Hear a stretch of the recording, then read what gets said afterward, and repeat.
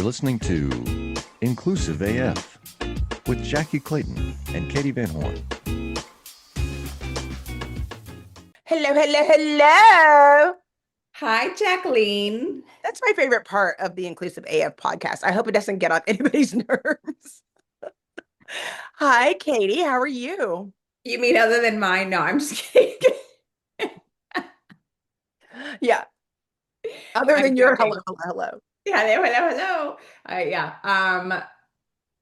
Really good to see you, Jackie. It's good to see you too. We are getting close to holiday time. Oh, don't remind me. It's just so many things, so many things. All I want Um, for Christmas is a good DEI policy at an organization. That's all I at want for Christmas. every at every organization. So you're not jumping on the bandwagon. So let's talk about it. Let's talk about AT&T first. Yes. So AT&T announced to the FCC that they're ending all of their DEI programs. And why, pray tell, Jackie, would they do that?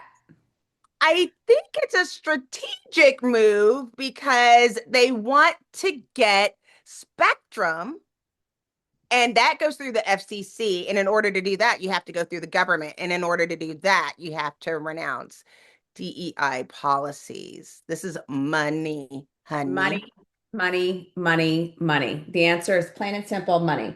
So Yeah. AT&T is rolling back all their programs so they can get approval. Yeah, and bending the knee just to make more But money.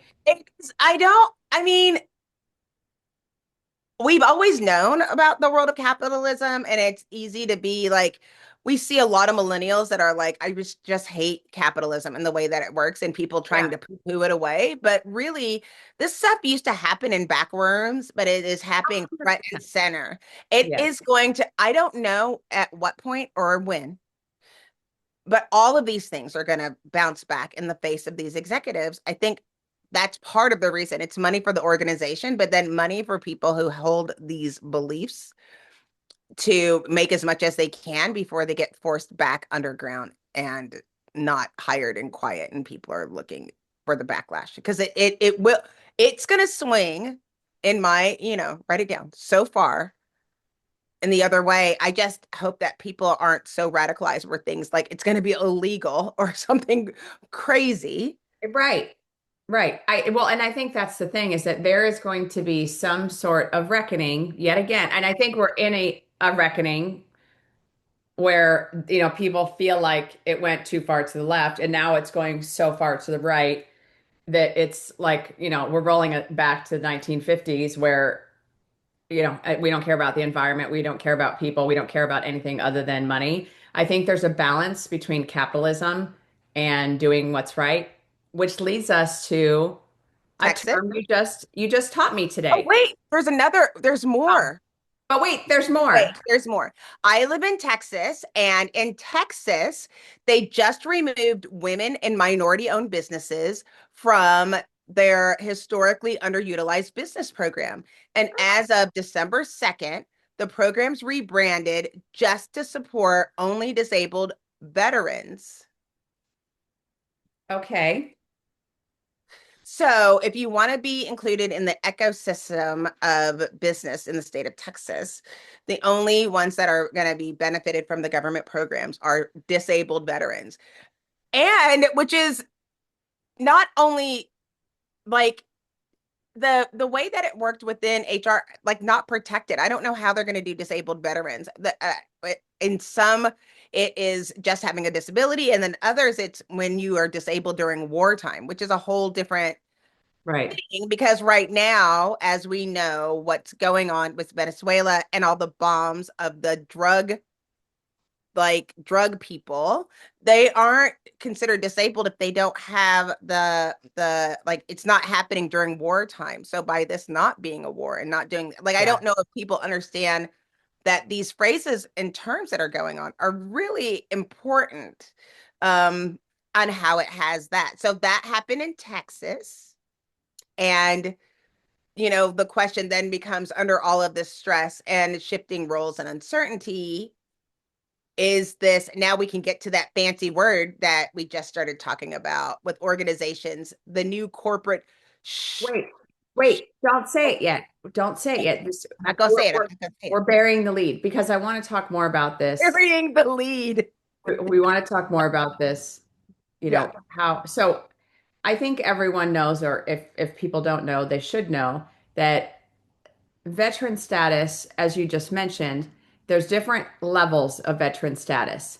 And right. so if you are a veteran that served in a war, Hmm. a recognized war, you get different levels of benefits than someone who is a veteran that did not see combat. That's And right. and I think that that's the piece that, to your point, so this is kind of what they're now saying. It sounds like, and I'm not familiar, so if I'm misstating something, please correct me.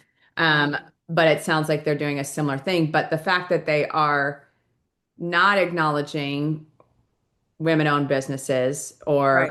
what they call minority-owned businesses, which is a whole program that people go through to get certified to say, hey, we have a majority of ownership that is women or minority, and again, their language, not mine, minority, Right. um, people of color.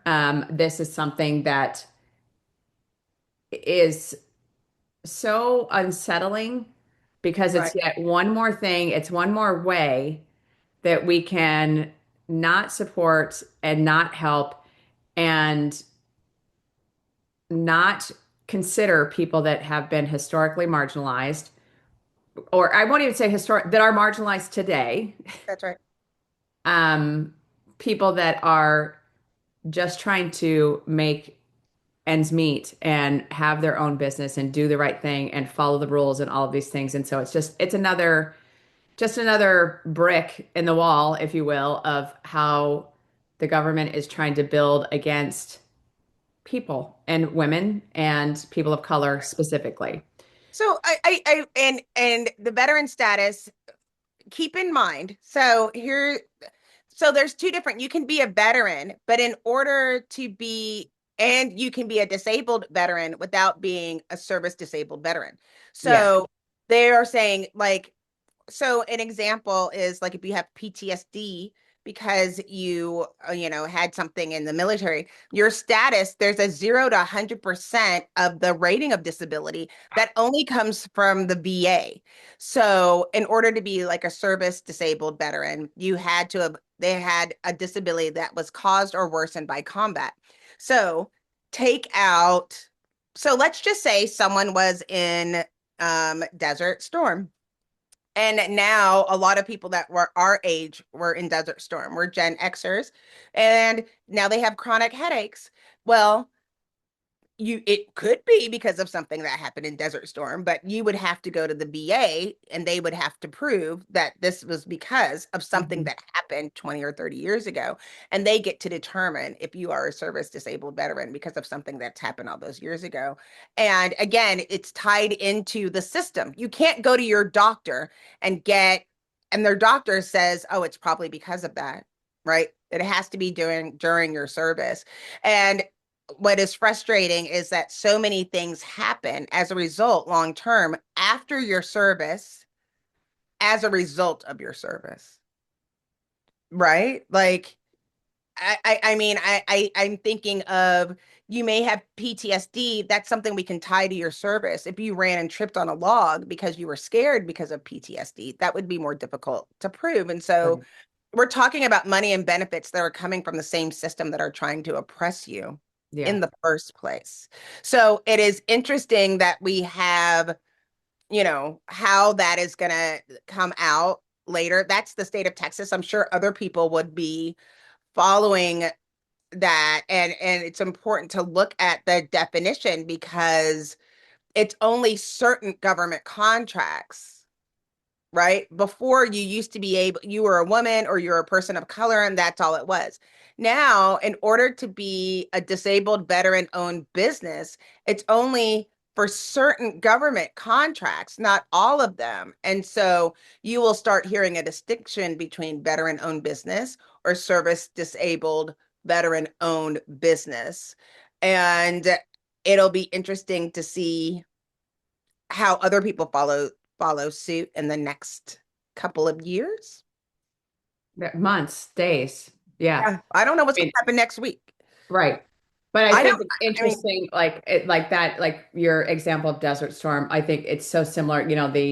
We know that the burning of the oil fields in Kuwait definitely let off pollutants and other things that definitely affected the humans that were there.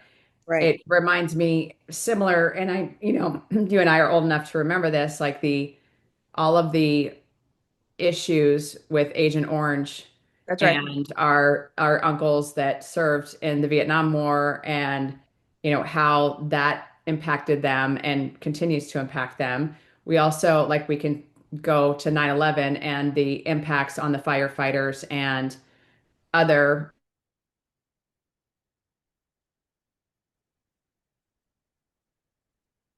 Did you freeze or did I freeze?